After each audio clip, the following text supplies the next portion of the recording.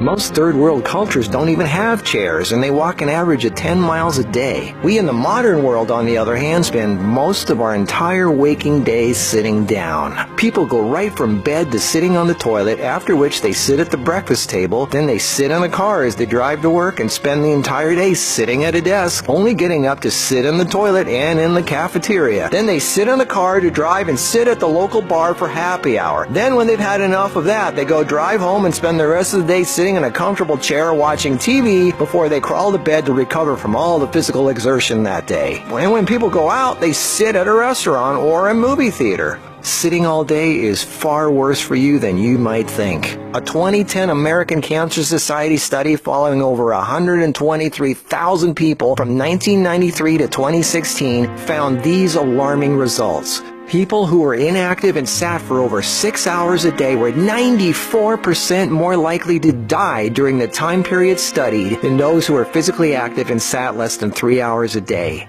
That's almost 100%. And get this, findings were independent of physical activity levels. The negative effects of sitting were just as strong in people who exercised regularly. 60%, that's over half of employees surveyed, were convinced they would be more productive if they had the option to work on their feet. Medical experts have started referring to long periods of physical inactivity and its negative consequences as sitting disease. Below this video are links to an endless list of medical studies showing physical inactivity and low fitness are serious threats to cardiovascular health. Even with a low body fat index, sitting has been linked to non-alcoholic fatty liver disease.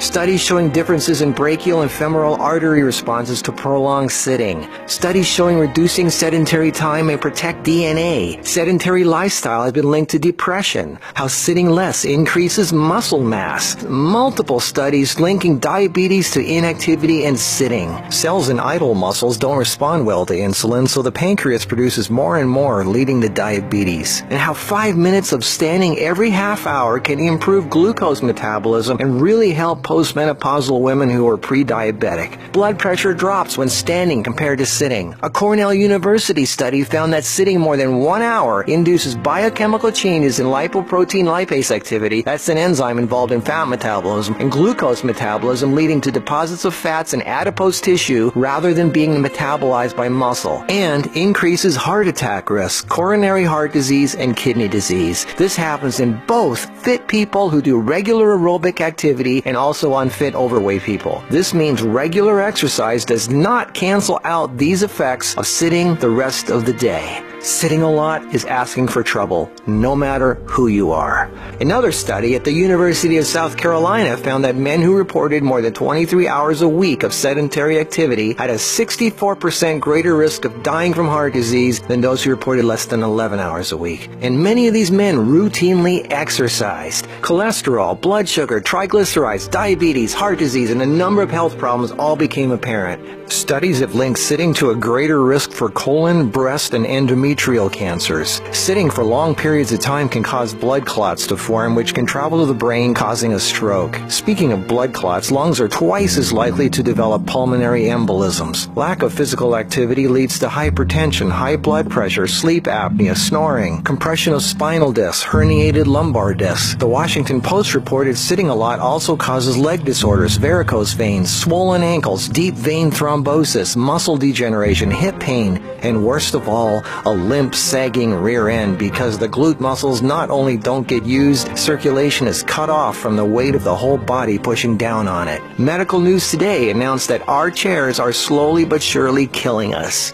The links to all these studies are listed below this video. So what do? We have to work, right? Well, the first thing to have to look at, obviously, is our desk. It's actually becoming commonplace in many offices, factories, and even schools globally to switch to standing desks. They even have desks that instantly adjust from sitting to standing position and back down again as needed. Just Google standing desks and you get all kinds of companies. I myself use standing desks to do my video editing and even have a treadmill desk for doing my office work and online online stuff. I find it's much more effective than the bicycle desk I have for working on the computer. Even though my legs are moving, you're still sitting, and the leg muscles are not supporting the weight of the body. And this is why being on our feet is so important and effective. The act of standing requires all kinds of muscles to keep us from falling over. Muscles all over our body are constantly adjusting, tightening, and loosening to keep us balanced, from our feet to our legs to our torso, arms, and neck. That's thousands of muscles, big ones, little ones, constantly working to keep us from falling over. And all this work requires energy, which of course comes from our food, and fat, which doesn't get used if we sit around all day. So do as much as what you normally do standing up if you can. And if you can't, stand up every half hour for 5 minutes. Even if you don't do much, just stand up. And if you really want to get things moving, do some squats. And I don't mean 3 or 5, I mean 20 or 30. Take the stairs instead of the elevator. Throw out the TV and do more yard work. Clean up the house more. Do more repairs. Go to the park. Walk down the street, or just stand around. Anything. You are not designed to sit. You are designed to be upright. Half your body is legs. They are there for a reason. Use them. If you value your life, get off your ass.